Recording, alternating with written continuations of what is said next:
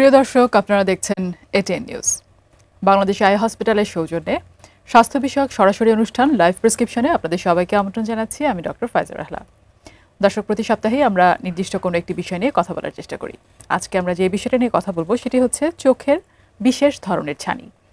বিশেষ ধরনের এই ছানি আসলে কি, কিভাবে হচ্ছে, চিকিৎসা কিভাবে করা হয়, এবং যেই ছানিকে আমরা চিনে থাকি বা সচরাচর কারো পরিবারে কোনো না কোনো একজন ছানি রোগী আমরা পেয়ে থাকি, যার চিকিৎসা নিয়ে আমরা কিছুটা জানি, সেই ছানির সাথে এই বিশেষ ধরনের ছানি যেটা নিয়ে আমরা আজকে কথা বলবো তার পার্থক্যই বা কী, এই পুরো বিষয়গুলো নিয়ে আপনাদেরকে জানাতে এবং আলোচনা করতে বিশেষজ্ঞ অতিথি হিসেবে আজ আমাদের সাথে স্টুডিওতে যোগ দিয়েছেন অধ্যাপক doctor Mohammad Anisuzzaman, phaco and anterior segment surgeon, পরিচালক, Bangladesh eye hospital, Uttara limited. আপনাকে অনেক ধন্যবাদ আমাদের সাথে আমাদের আজকের এই আয়োজনে যোগ দেওয়ার জন্য। আপনাকেও অসংখ্য ধন্যবাদ আমাকে আমন্ত্রণ জানানোর জন্য। আজকে আমরা যে বিষয়টা নিয়ে কথা বলতে চাই, সেই বিষয়টি নিয়ে আপনার কাছে শোনার আগে দর্শকদের উদ্দেশ্যে আরেকটু বলতে চাই, আপনাদের যদি কোনো প্রশ্ন থাকে এবং যদি আপনারা কোনো মতামত জানাতে চান, তাহলে 0241010469 এই নাম্বারটিতে ফোন করতে পারেন। ফোন করে আপনাদের প্রশ্নটি করতে পারেন, আমাদের বিশেষজ্ঞ অতিথি আপনাদের প্রশ্নের উত্তর দেবেন। আমরা চলে যাই আমাদের মূল আলোচনায়। ছানি আসলে এমন একটা শব্দ, আমাদের দেশের প্রেক্ষাপটে আমরা যদি চিন্তা করি, গ্রামে হোক বা শহরে, আমরা আসলে শব্দটা চিনি বা আমরা জানি ছানি হলে কি হতে পারে, কোন বয়সে হয়, কি অপারেশন করা লাগে, আমরা কিছু না কিছু জানি। কিন্তু আজকে আমরা যে বিষয়টি নিয়ে কথা বলবো, চোখের বিশেষ ধরনের ছানি, আগে আসলে আপনার কাছে এটাই জানতে চাই যে কি বুঝাতে চাচ্ছি আমরা এই বিশেষ ধরনের ছানি বলে। চমৎকার প্রশ্ন। যেমনটি আপনি বলছিলেন যে আমরা অনেকেই মোটামুটি ছানি সম্পর্কে অনেকটাই জানি, কিন্তু আজকে যে ধরনের ছানিটা নিয়ে আলাপ করব সেটা একটা বিশেষ ধরনের ছানি। সেটা হচ্ছে যে ছানিটা কিন্তু চোখের মাঝে যে লেন্সটা থাকে এটার অস্বচ্ছতাই ছানি। এখন ছানি কিন্তু বিভিন্ন জায়গায় হতে পারে, যেমন ধরুন লেন্সের কেন্দ্রে হতে পারে, লেন্সের কেন্দ্রের চারিপাশে যে কর্টেক্স এখানে হতে পারে, লেন্সের যে আবরণী বা ক্যাপসুল এটার নিচে হতে পারে। এখন কেন্দ্রে যদি ছানি হয়, যেটা খুব কমন, বা কর্টেক্সে যদি ছানি হয়, সেক্ষেত্রে যে উপসর্গগুলো হয়, আর এই ক্ষেত্রে যে পোস্টিরিয়ার সাবক্যাপসুলার ক্যাটারাক্ট, এটার উপসর্গগুলো কিন্তু ভিন্ন হয়। এই কারণেই আজকে এই আলোচনার উদ্দেশ্য। লেন্সের ঠিক পেছনের যে আবরণীটা, এই আবরণীর সম্মুখ ভাগে, লেন্সের পেছনের দিকে কিন্তু তার আবরণীর ঠিক সামনে, আবরণীর নিচে যে ছানিটা হয় এটাকে বলা হয় পোস্টিরিয়ার সাবক্যাপসুলার ক্যাটারাক্ট। সাধারণত ছানি হলে আমরা সবাই জানি কি হয়, রোগীর দূরে দেখতে অসুবিধা হয়, রোগী ঝাপসা দেখেন, আলো বুঝতে অসুবিধা হয়, কিন্তু অনেক ক্ষেত্রে রোগী কিন্তু ছানি পড়লে কাছে ভালো দেখতে পান। কিন্তু এই জাতীয় ছানির ক্ষেত্রে রোগী দূরে মোটামুটি ভালো দেখেন, কিন্তু কাছে দেখতে খুবই অসুবিধা হয়। আলোতে সাধারণত রোগীরা ভালো দেখেন, কিন্তু এখানে উজ্জ্বল আলোতে রোগীর দেখতে অসুবিধা হয়, এবং খুব অল্প ছানিতেই উপসর্গগুলো অনেক বেশি হয়। তারপর যেমনটি ধরুন আমরা জানি ছানি কেন হয়, কাদের হয়, যেমনটি আপনি প্রশ্নে বলছিলেন, শুরুতেই বলছিলেন, ছানির অন্যতম প্রধান কারণ কিন্তু বয়স এবং বয়স। এর বাইরে আরও বেশ কিছু কারণ থাকে, কিন্তু এই যে বিশেষ ধরনের ছানি পোস্টিরিয়ার সাবক্যাপসুলার ক্যাটারাক্ট, এটা কিন্তু সুনির্দিষ্ট কিছু কারণ থেকে হয়ে থাকে। বয়সজনিত কারণ একটি কারণ অবশ্যই, কিন্তু যারা ডায়াবেটিসে আক্রান্ত তাদের ক্ষেত্রে কিন্তু এই ধরনের ছানিটা প্রায়শই দেখা যায়, এবং শুনে অবাক হবেন অনেক ক্ষেত্রে আমাদের হাতেই ধরা পড়ে যে রোগী এই বিশেষ ধরনের ছানিতে ভুগছেন, এবং পরবর্তীতে রোগী জানতে পারেন যে তিনি অনেক দিন যাবৎ তার অজান্তেই ডায়াবেটিসে আক্রান্ত ছিলেন। এরপর যেমন ধরুন চোখের প্রদাহ, যেটাকে আমরা ইউভিআইটিস বলে থাকি, এটা থেকেও কিন্তু এই ধরনের ছানি হয়ে থাকে। এই প্রদাহজনিত কারণে যে কেমিক্যালসগুলো নিঃসৃত হয় তার থেকে প্রদাহজনিত কারণে যেমন ছানি হতে পারে, আবার প্রদাহের চিকিৎসার জন্য যে ড্রপসগুলো ব্যবহার করা হয় তার পার্শ্ব প্রতিক্রিয়া থেকে হতে পারে। তারপর যেমন ধরুন স্টেরয়েড একটা মহৌষধ, আমরা চিকিৎসক হিসাবে সবাই জানি এই স্টেরয়েড কিন্তু শরীরে নানাভাবে আমরা প্রয়োগ করে থাকি। ট্যাবলেট ফর্মে খাওয়া হয়, ইনজেকশন ফর্মে দেয়া হয়, ইনহেল করা হয়, নাকের স্প্রে হিসাবে ব্যবহার করা হয়, স্কিন ডিজিজের চামড়ায় প্রয়োগ করা হয়, কখনো কখনো আর্থ্রাইটিসে জয়েন্টের মাঝে ইনজেকশন দেয়া হয়। এই স্টেরয়েড থেকেও কিন্তু সুনির্দিষ্টভাবে এই পোস্টেরিয়র সাবক্যাপসুলার ক্যাটারাক্টটা হয়ে থাকে। তারপর যেমন ধরুন, যারা অনেক বেশি হাই মাইনাস পাওয়ারে ভুগে থাকেন, হাই মায়োপিক পেশেন্টস, তাদের ক্ষেত্রেও কিন্তু এই বিশেষ ধরনের ছানি হয় এবং অনেক দ্রুত হয়। এর বাইরে কিছু রেটিনার রোগ আছে, যেমন ধরুন রেটিনাইটিস পিগমেন্টোসা, রাতকানা রোগ, তাদেরও কিন্তু এই ছানিটা অনেক দ্রুতই হয়ে থাকে। অনেকগুলো কারণে হতে পারে। আমরা আরো অনেক কিছু শুনবো আপনার কাছ থেকে, তবে এই মুহূর্তে একজন দর্শক আছেন, আগে তার সাথে একটু কথা বলে নিব। দর্শক, আপনার নাম বলবেন এবং আপনার প্রশ্নটি জানাবেন। জি স্যার, আসসালামু আলাইকুম। আমি সাইদুল ইসলাম বলছিলাম ময়মনসিংহ থেকে। আমার কাকার দু চোখের ছানি অপারেশন করানো হয়েছে। ওনার বয়স 73 বছর। তো অপারেশনের পর থেকে উনি ওনার দেখতে বেশ সমস্যা হচ্ছে। তো এই সমস্যা সমাধানের জন্য আমরা কি করতে পারি, দয়া করে বলবেন স্যার। আচ্ছা সাইদুল সাহেব, ফোন করার জন্য অনেক ধন্যবাদ। আপনার কাকার দুই চোখেই ছানি অপারেশন হয়েছে, কতদিন আগে অপারেশন হয়েছে?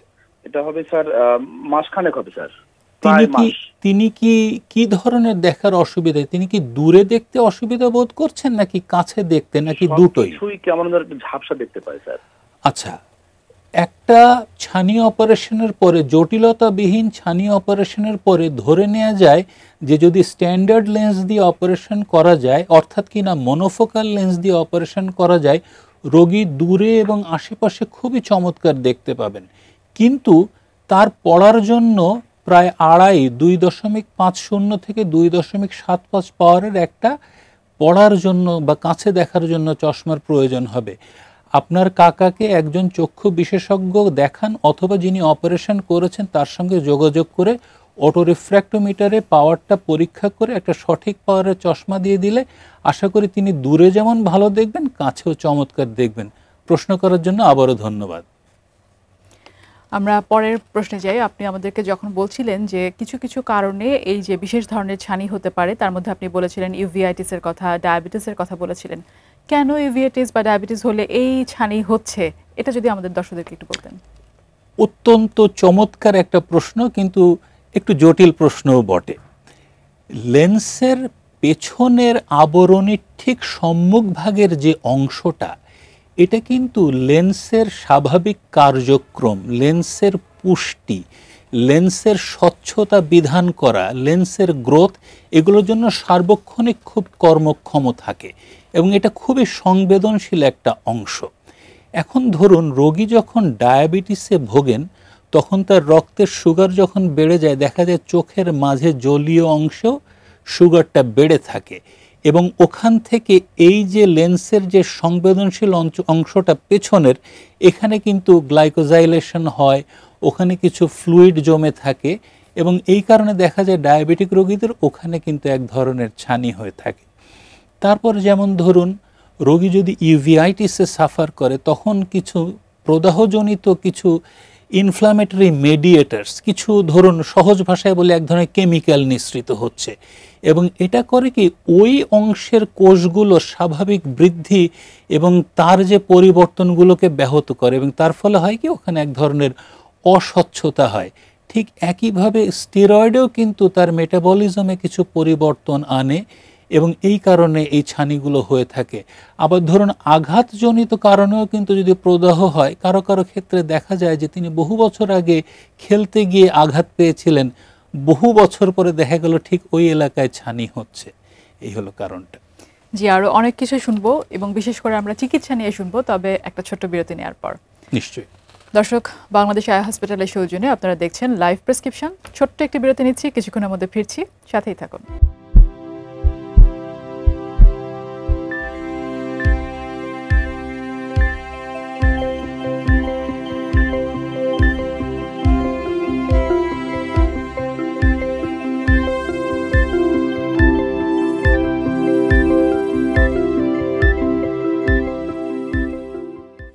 ফিরে এলাম বিরতির পর। বাংলাদেশ আই হসপিটালের সৌজন্যে আপনারা দেখছেন লাইভ প্রেসক্রিপশন। আপনাদের সাথে আছে আমি ডক্টর ফাইজা রাহলা। আজকে আমরা কথা বলছি চোখের বিশেষ ধরনের ছানি নিয়ে। আমাদের সাথে অতিথি হিসাবে আজ আছেন অধ্যাপক ডক্টর মোহাম্মদ আনিসুজ্জামান। বিরতিতে যাবার আগে আপনি কিন্তু আমাদেরকে এই বিশেষ রকমের যে ছানি সেটা কি এবং কোথায় হচ্ছে, কেন হচ্ছে, এই ব্যাপারগুলো নিয়ে বলেছেন। যখন এই ধরনের ছানি নিয়ে রোগীরা আপনাদের কাছে আসে, কিভাবে আসলে ডায়াগনোসিসটা কনফার্ম করা হয় যে ওনার এই ধরনের ছানি, বিশেষ করে যেহেতু আসলে এই রোগটা একটু অন্যরকম, নর্মাল ছানির মতো নয়, কোন ধরনের বিশেষ ইনভেস্টিগেশন করা হয় এই ডায়াগনোসিস কনফার্ম করতে? একজন ছানি রোগী যখন আমাদের কাছে আসেন, আমরা তার দৃষ্টিশক্তি মাপি, তার চোখের প্রেশারটা মাপি এবং স্লিট ল্যাম্প দিয়ে তার চোখের মাঝে লেন্সটা এবং অন্য জিনিসপত্রগুলো, অন্যান্য স্ট্রাকচারসগুলো পরীক্ষা করি। পোস্টেরিয়র সাবক্যাপসুলার ক্যাটারাক্ট এমন একটা ছানি যেটা রোগীর লক্ষণ শুনলেই বলে দেওয়া যায়। রোগীরা বলেন যে আজকাল পড়তে খুব অসুবিধা হয়, আলোতে বেশি চোখ ধাঁধিয়ে যায়। তখনই আমরা ধরে নেই সম্ভবত তিনি এই রোগে ভুগছেন। স্লিট ল্যাম্পে পরীক্ষা করলে সুনির্দিষ্টভাবে সেই ছানির অবস্থান, মাত্রা সব আমরা বুঝতে পারি। এবং যদি দেখা যায় যে হ্যাঁ বস্তুতই তিনি, তার দৃষ্টির উপরে প্রভাব অনেক বেশি, সেক্ষেত্রে আমরা ছানি অপারেশনের জন্য প্রস্তুত করি রোগীকে এবং কিছু পরীক্ষা নিরীক্ষা করি। ছানি অপারেশনের জন্য সচরাচর যে সমস্ত পরীক্ষাগুলো করা হয়, রক্তের সুগার দেখা, একটা ইসিজি করা, কত পাওয়ারের লেন্স ইমপ্ল্যান্ট করতে হবে, তারপরে ধরুন রেটিনার কিছু পরীক্ষা করা হয়। এই জাতীয় ক্ষেত্রে আমরা বিশেষভাবে মনোযোগী হই যে রোগী কি ডায়াবেটিসে আক্রান্ত কিনা, সুগারটা কেমন আছে, এটা আমরা নিশ্চিত করার চেষ্টা করি। রোগী যদি ইউভিআইটিসে ভুগে থাকেন, তার ইনফ্লামেশনের মাত্রাটা কীরকম, তিনি কি ইনফ্লামেশন মুক্ত কিনা, এখন তার চোখ সুস্থ আছে কিনা, অর্থাৎ কিনা প্রদাহ থেমে গিয়েছে কিনা, এটা আমরা পরীক্ষা করি। এবং এই দুই ক্ষেত্রে বিশেষভাবে আমরা রেটিনাটাকে বিশেষভাবে পরীক্ষা করে থাকি, কারণ ডায়াবেটিস থেকে রেটিনার পরিবর্তন হয়, ডায়াবেটিক রেটিনোপ্যাথি হয়, ম্যাকুলার ইডেমা হয়, তার থেকে ছানি অপারেশন করলে অনেক ক্ষেত্রে ভালো ফলাফল পাওয়া যায় না। ইউভিআইটিস থেকে অপারেশনের সময় তাকে অবশ্যই প্রদাহমুক্ত রাখার জন্য বারবার পরীক্ষা করে আমরা নিশ্চিত হই যে তিনি প্রদাহমুক্ত আছেন এবং তখনই আমরা অপারেশন করি।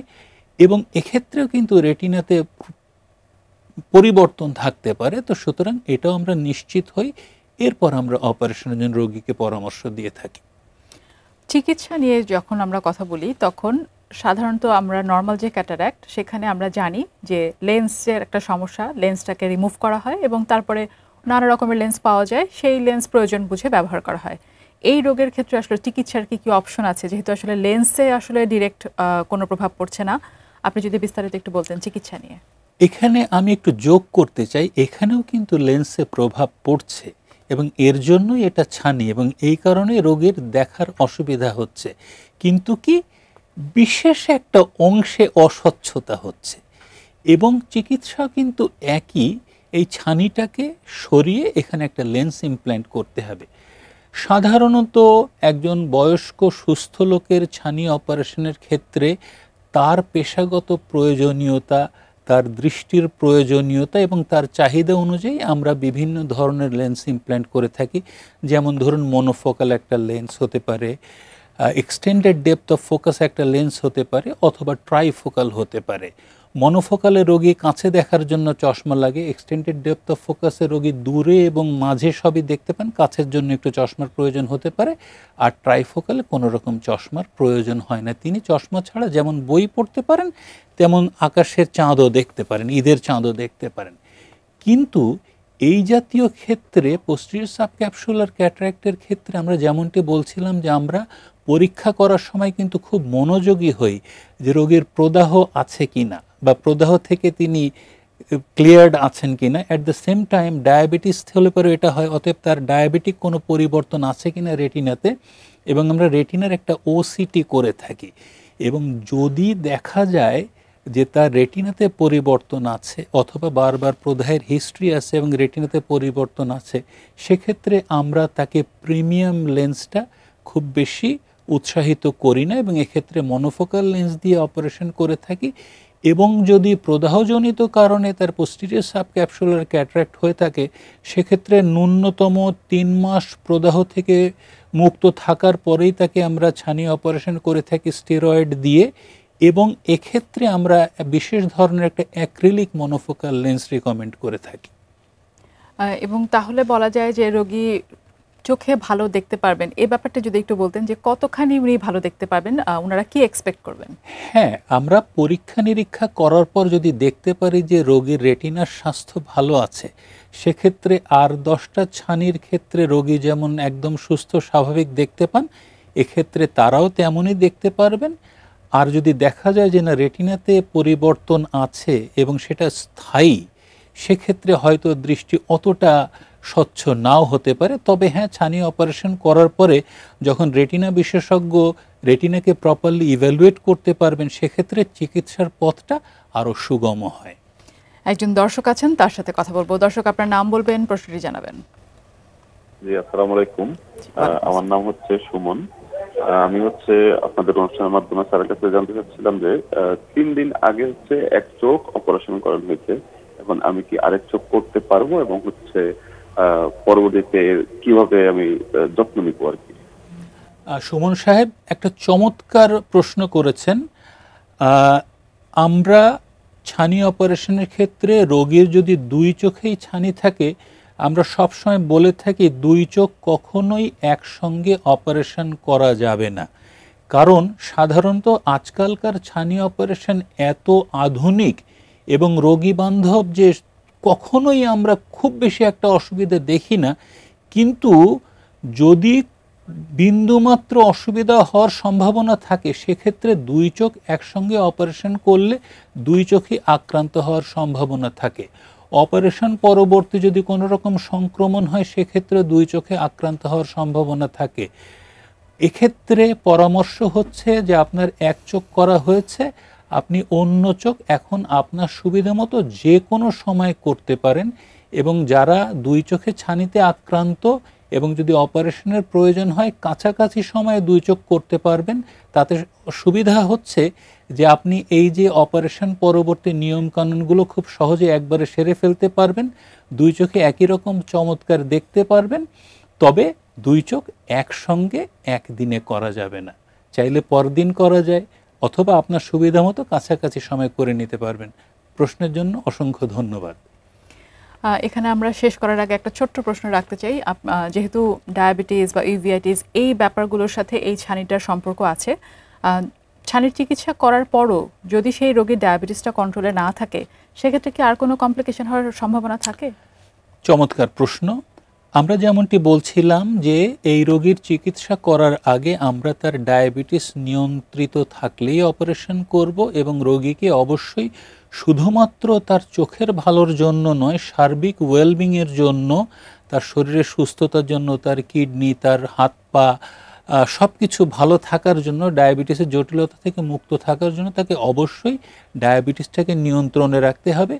যদি ডায়াবেটিস পরবর্তী সুগার বেড়ে যায়, সেক্ষেত্রে ইনফেকশন বা সংক্রমণের সম্ভাবনা বেড়ে যায়, উন্ড হিলিং হতে সমস্যা হয়, রেটিনার পরিবর্তনের সমস্যা হয়। অতএব অবশ্যই যেমনটি অপারেশন পূর্ববর্তী ডায়াবেটিস নিয়ন্ত্রণে ছিল, অপারেশন পরবর্তী বাকি জীবন চেষ্টা করতে হবে তাকে ডায়াবেটিসটাকে নিয়ন্ত্রণে রাখতে। আর যেমনটি বলছিলাম, তিনি যদি ইউভিআইটিসে আক্রান্ত হয়ে এই ছানি পড়ে থাকে, সেক্ষেত্রে তাকে ন্যূনতম 3 মাস ইনফ্লামেশন ফ্রি থাকতে হবে। বিশেষ জরুরি প্রয়োজনে স্টেরয়েড প্রয়োগ করে তাকে ইনফ্লামেশন মুক্ত করে অপারেশন পরবর্তীও তাকে স্টেরয়েড ওষুধ দিয়ে ইনফ্লামেশন মুক্ত রাখতে হবে, এবং এই অ্যান্টি ইনফ্লামেটরি স্টেরয়েডটা ধীরে ধীরে ধীরে ধীরে ট্যাপার করতে হবে। এই হলো চিকিৎসা। আপনাকে অনেক ধন্যবাদ আমাদের এই অনুষ্ঠানে এসে এই যে বিশেষ ধরনের ছানি, যেটা নিয়ে আসলে আমাদের খুব বেশি হয়তো ধারণা নেই, সেই বিষয়টা নিয়ে আমাদের দর্শকদেরকে অনেকগুলো তথ্য দিয়েছেন। অনেক ধন্যবাদ আপনাকে। আপনাকে অসংখ্য ধন্যবাদ, দর্শকদেরকে অসংখ্য ধন্যবাদ। প্রিয় দর্শক, আজ তাহলে এ পর্যন্তই। দেখা হবে সামনের সপ্তাহে, কথা হবে অন্য কোনো বিষয় নিয়ে। ভালো থাকুন, সুস্থ থাকুন এবং দেখতে থাকুন ATN news. Supported by Bangladesh eye hospital.